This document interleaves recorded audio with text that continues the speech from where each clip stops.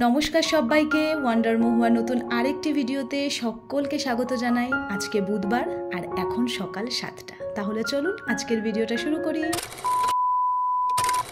প্রত্যেক দিনের মতন আজকের দিনটাও শুরু করলাম ঠাকুর দর্শন করে। এনাদের সকালবেলা দর্শন না করলে আমার সারা দিনটাই যেন অসম্পূর্ণ থেকে যায়। তাই সকালবেলা উঠে আগে এনাদের দর্শন করি, তারপর সমস্ত কাজ করি। এই জানলাটার নিচে একটা টগর ফুলের গাছ আছে, সারা গাছ জুড়ে না একদম পুরো সাদা হয়ে থাকে, সেইটাই একটু দাঁড়িয়ে দাঁড়িয়ে দেখছিলাম।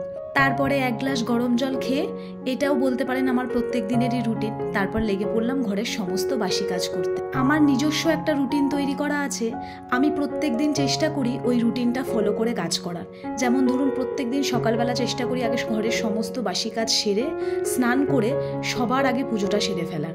যখন সকালবেলা পুজোটা হয়ে যায় তখন ভেতরে এতটাই শান্তি লাগে, সারা দিন মাইন্ডটা এতটাই ফ্রেশ লাগে যে সেটা আমি আপনাদেরকে বলে বোঝাতে পারবো না। ওই জন্য আমি প্রত্যেক দিন চেষ্টা করি সকালবেলা পুজোটা সেরে নেওয়ার। হ্যাঁ, তার মধ্যে কোনো এক দিন হতে পারে রুটিনের হেরফের, কিন্তু সেই দিন সত্যি কথা বলতে কাজের না একদম তালগোল পেকে যায়। আমরা যারা হাউসওয়াইফ, যারা শুধুমাত্র ঘর সংসার সামলাই, আর আমার মতন যাদের কোনো হেল্পিং হ্যান্ড নেই, তারা যদি এইরকম প্রত্যেক দিন একটা রুটিন সেট করে নিতে পারেন, দেখবেন আপনাদের প্রত্যেক দিনের কাজগুলো অনেকটাই ইজি হয়ে যাবে। এর মধ্যেই আমার ঘরের সমস্ত বাসি কাজকর্ম করে স্নান করে আমি এখন পুজোটাও করে নিচ্ছি। আর আমি কিন্তু আজকে সারা দিনের একটা বড় সড়ো কাজের থেকে চিন্তামুক্ত হলাম। চলুন, আমার পুজো শেষ, এখন একটু চা খাবো। আর চা খেতে খেতে সারা দিনের রান্না বান্না, বাকি কাজকর্ম কখন কিভাবে করব আর কত তাড়াতাড়ি করে করব, সেইটাই এখন বসে বসে প্ল্যানিং করব। আর সকালবেলা যদি গরম গরম এক কাপ চা না থাকে, তাহলে আমার তো মনে হয় সারা দিনটা কেমন যেন ম্যাচ ম্যাচ করে, আর মনে হয় কি যেন একটা খাইনি, কি যেন একটা মিস হয়ে গেছে। আমার তো এইরকম মনে হয়।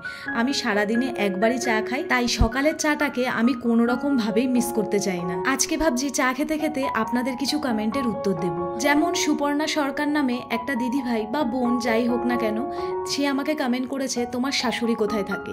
তো আমার শাশুড়ি থাকে ফার্স্ট ফ্লোরে, আমার শ্বশুর শাশুড়ি আর আমার দেওর থাকে ফার্স্ট ফ্লোরে, আর আমার যা ভাসুরও থাকে ফার্স্ট ফ্লোরে। সেকেন্ড ফ্লোরে আমার আর আমার দেওরের ফ্ল্যাট। দেওরের যেহেতু এখনো বিয়ে হয়নি, তাই ও আমার শ্বশুর শাশুড়ির সাথেই থাকে। জানেন তো, ঘরে না একটা কেমন ধরনের যেন ছোট ছোট পোকা হয়েছে, কোথার থেকে পোকাগুলো আসছে জানি না।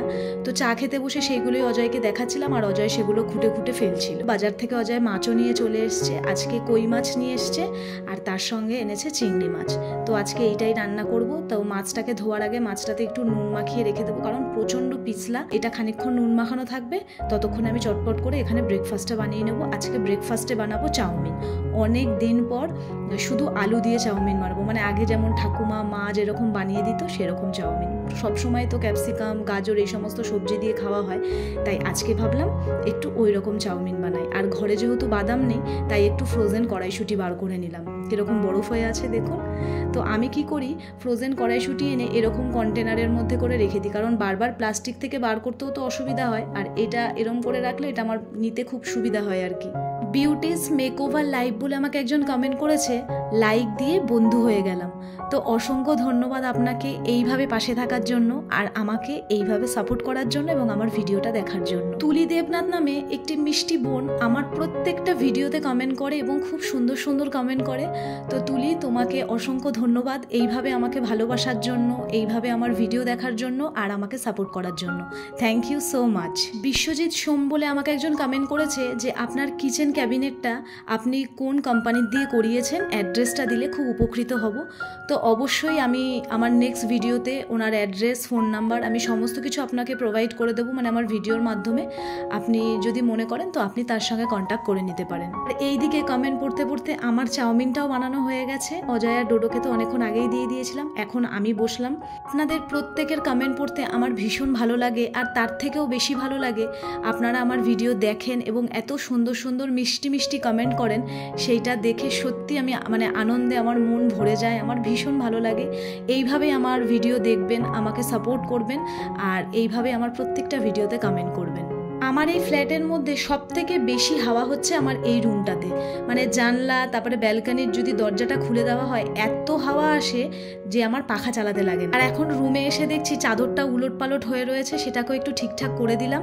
আর আজকে সকালে পর্দাগুলো সরানো হয়নি, সেই পর্দাগুলোকেই তাই এখন ঠিক করে দিচ্ছি। আমি ঘুম থেকে ওঠার পরে যেহেতু অজয় আর ডোডো দুজনেই শুয়ে থাকে, তাই তখন অত সকালবেলার পর্দাটা সরিয়ে দিই না, নইলে চোখে না প্রচণ্ড আলো আসে, ঘুমের অসুবিধা হয়। তাহলে চলুন এখন রান্নাবান্নাটা চটপট করে সেরে নিই, কারণ যা গরম পড়েছে না, সংসারের কাজ করা, বিশেষ করে রান্না করাটা বা রান্নাঘরে থাকাটা খুবই ডিফিকাল্ট। আর জানেন তো গতকাল শরীরটা এতটাই খারাপ হয়ে গেছিল, মানে প্রেশার এতটাই লো হয়ে গেছিল যে আমার উঠে দাঁড়ানোর মতনও ক্ষমতা ছিল না। তো ডক্টর দেখি এখন ভালো আছি। আর এইদিকে আমার ঘরের অবস্থাটা একবার দেখুন, একটু আগে বিছানাটা পরিষ্কার করে গেলাম, বললাম হাওয়া দিচ্ছে, আর এই দেখুন সারা ঘর ব্যালকনি পাতায় ভর্তি। আমাকে ডোডো এসে দেখাচ্ছে, মাম্মাম তুমি ঘরের অবস্থা দেখো, দেখতে পাচ্ছেন কি অবস্থা।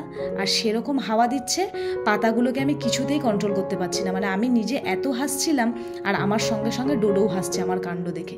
হাওয়ার সঙ্গে কি আর আমি পারবো? তাই তাড়াতাড়ি করে পাতাগুলোকে এখন তুলে নেব, নিয়ে ঘরটাকেও তাড়াতাড়ি করে ঝাড় দিয়ে নিচ্ছি। ওই যে একটু আগেই বললাম যে মানে আমার ফ্ল্যাটের মধ্যে এই রুমটাতে সব থেকে বেশি হাওয়া, তাই যখন এই ঝড় বা বৃষ্টি বা হাওয়া অতিরিক্ত পরিমাণে চলে তখন আমাকে এই ঘরের দরজা জানলাগুলো আগে বন্ধ করে রাখতে হয়, নাহলে পুরো এরকমই অবস্থা হয়ে যায়। কয়েকটা জামা কাপড় ধুয়ে রেখেছিলাম কিন্তু মেলতে আসার সময় হচ্ছিল না, তো এখন রান্নাবান্না শেষ করে ভাবলাম জামা কাপড় কটা মেলে নিই। আমি তো এর আগের ভিডিওতেই বলেছি যে জামা কাপড়গুলো এখন আমি আমার দেওরের ব্যালকনিতেই মেলছি, কারণ ও তো এখনও ফ্ল্যাটে শিফট করেনি, ফ্ল্যাটটা খালিই আছে। আর আমার ফ্ল্যাটে যেহেতু গাছ লাগানো হয়েছে সেই জন্য, আর এরপর যখন লিফট হয়ে যাবে তখন তো ছাদেই মেলতে যাব। তাছাড়াও এখন জামা কাপড় মেলা নিয়ে না একটু অসুবিধাই হচ্ছে, কারণ আমাদের যেহেতু ফ্ল্যাটের বাইরেটা রং হচ্ছে, তাই প্রত্যেক দিন কেচে জামা কাপড় মেলা যাচ্ছে না, নইলে জামা কাপড়ে না পুরো রং ভর্তি হয়ে যাচ্ছে। তো চলুন, আমার এদিকের কাজ শেষ হয়ে গেছে, এখন ওরা দুজন বসে আছে, ওদের দুজনকে এখন চটপট করে খেতে দিয়ে নেব। আর খাওয়া দাওয়া করেই অজয় ছুটেছিল গাছ আনতে। এই দেখুন, গাছপ্রেমী তো 3টে বছর গাছ থেকে দূরে ছিল, তাই এখন সারা ঘর গাছে ভরিয়ে দিচ্ছে। এই দেখুন ব্যালকনিতে এসে দেখি আমার বাবাও উঠেছে ছাদে গাছে জল দিতে। 2টো লেবু গাছ করেছে, তো প্রত্যেকদিন সকালবেলা বিকেলবেলা করে ওই গাছে ওঠে জল দিতে। ওই দেখুন, দেখতে পাচ্ছেন। আর তার সাথে দেখি আবার এইও একটা নিয়ে এসছে, হ্যাঙ্গিং পট বলে হয়তো এগুলোকে, আর তার মধ্যে সারও রয়েছে। তো চলুন এটাকে গিয়ে আগে ব্যালকনিতে রেখে আসি। এর মধ্যেও হয়তো আবার কোনো গাছ লাগাবে, দেখা যাক। শুধু আমি বলেছি যে আমাকে একটা টব এনে ওর মধ্যে নীলকণ্ঠ ফুল গাছের মানে করে দিতে, কারণ আমার ভীষণ ভালো লাগে নীলকণ্ঠ ফুল গাছ, আর আমার কাছে তার বীজও আছে। তো তার জন্যই হয়তো মাটি নিয়ে এসছে আর আরেকটা টবও নিয়ে এসছে। ঠিক আছে, তো ওরা দুজনে তো সুইমিং চলে গেছে, এখন আমিও একটু ফ্রেশ হব। আর আজকের ভিডিওটা এখানেই শেষ করব। দেখা হবে খুব তাড়াতাড়ি। সকলে ভালো থাকবেন, সুস্থ থাকবেন।